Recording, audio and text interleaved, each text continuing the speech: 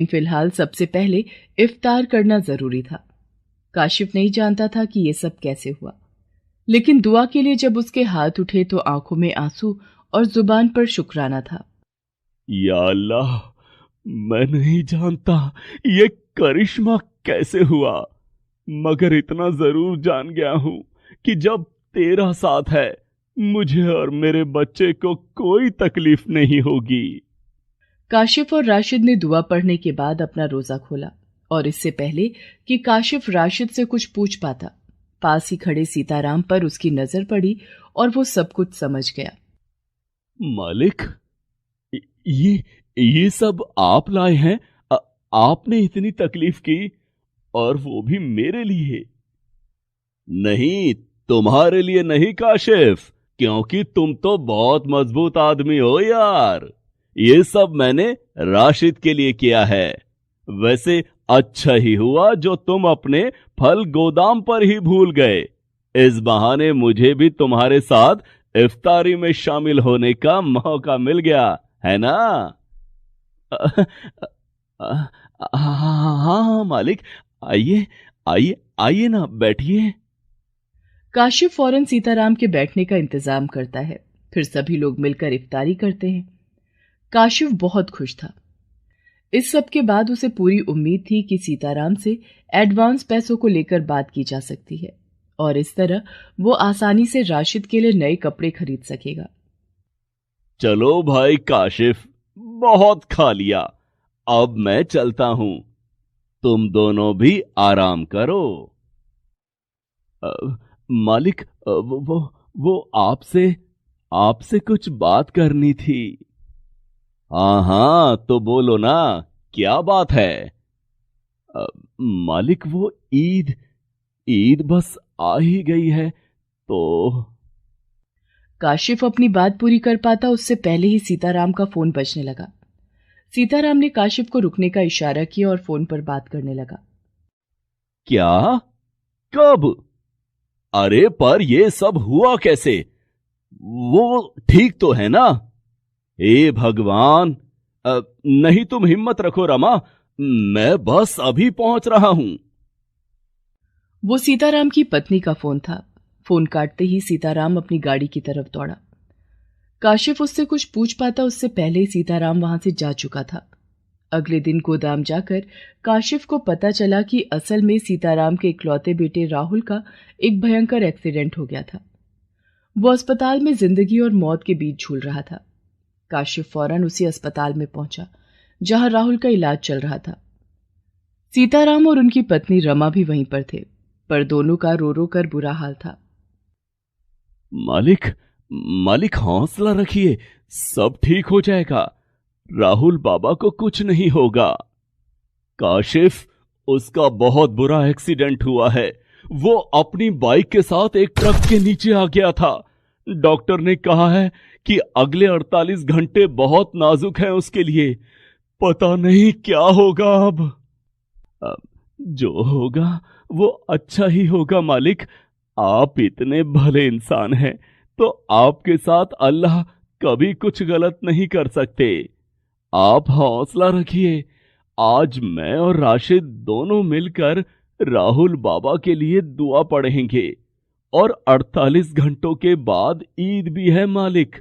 मुझे यकीन है अल्लाह हमारी दुआ जरूर कबूल करेंगे और राहुल बाबा को बिल्कुल ठीक कर देंगे।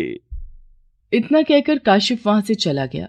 राशिद के लिए नए कपड़ों और ईद की बाकी तैयारियों का अब उसे कोई ख्याल ही नहीं था। वो उसी वक्त से सीताराम के बेटे राहुल की सलामती की दुआ करने लगा।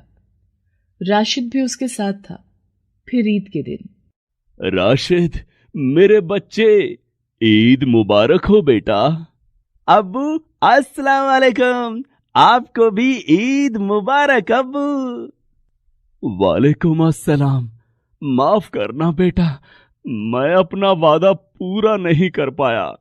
ईद पर तुम्हें नए कपड़े तो दूर, तुम्हारी मनपसंद टोपी तक नहीं दिलवा पाया मैं।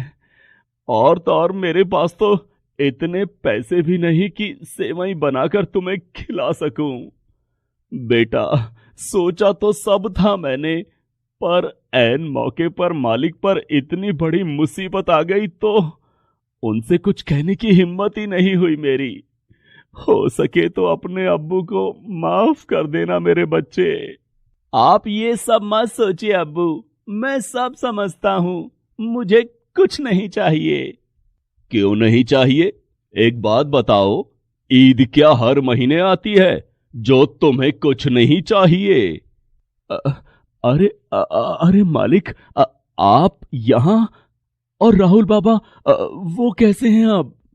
राहुल बिल्कुल ठीक है काशिफ। पहले उसके बचने की कोई उम्मीद नहीं दिख रही थी, लेकिन तुम्हारे अस्पताल से जाते ही उसकी सेहत में सुधार आने लगा। मैं जानता हूं तुमने और राशिद ने मिलकर मेरे बच्चे के लिए दुआ की, और देखो अल्लाह ने तुम्हारी दुआ कबूल भी कर ली। राशिद, इधर आओ। ये लो, ये सब कुछ मेरी तरफ से ईदी है तुम्हारे लिए। इसमें तुम्हारे लिए नए कपड़े हैं, और हां, ठीक वैसी टोपी भी है जैसी तुम्हें चाहिए थी।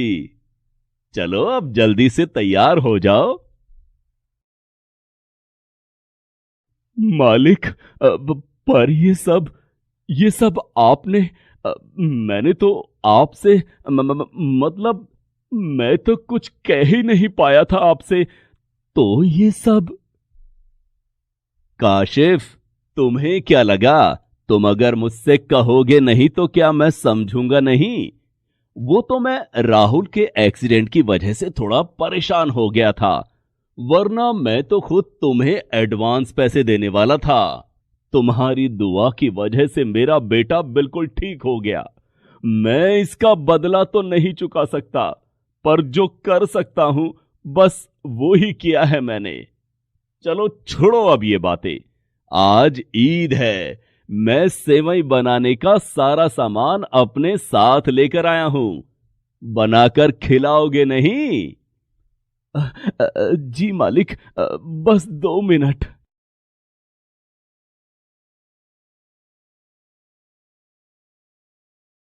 गरीब की ईद। रमजान का पाक महीना पूरा होने को था। हर किसी की तरह आसिफ को भी ईद का इंतजार था, लेकिन इस बार की ईद उसके लिए क्या इम्तिहान लाने वाली थी, इस बात से वो अनजान था।